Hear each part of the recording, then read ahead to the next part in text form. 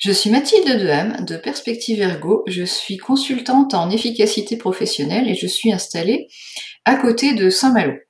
Donc, consultante en efficacité professionnelle, à quoi ça sert?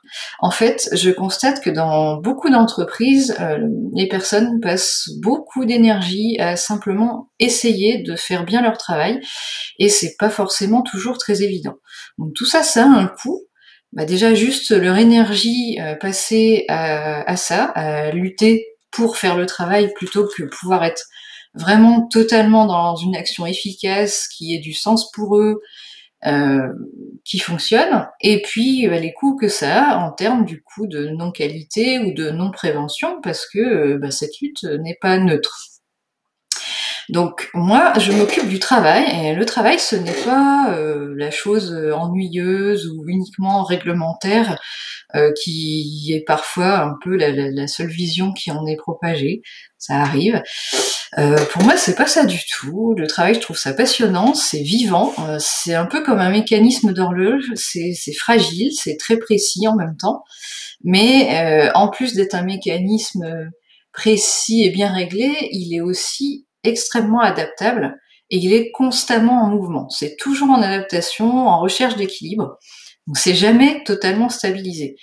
Donc c'est ce qui en fait aussi tout l'intérêt, c'est qu'il suffit de quelques grains de sable pour que le mécanisme se dérègle finalement, et du coup vous compreniez plus ce qui se passe, pourquoi il y a des coûts qui augmentent, pourquoi les délais sont plus tenus.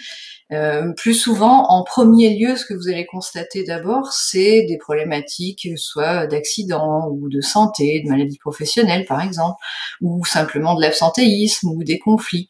Et il n'y a pas forcément de lien apparent entre tout ça, mais en fait le lien, il est derrière, il est dans le travail.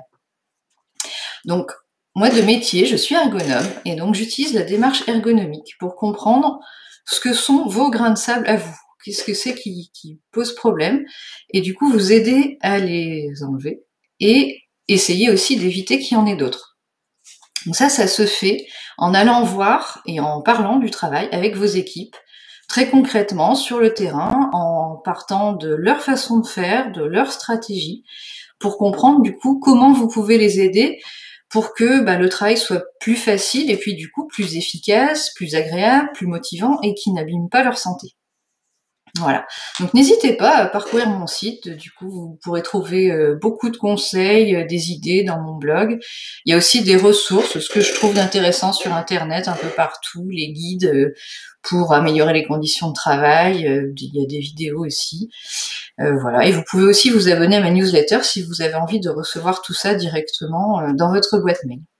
Bonne visite!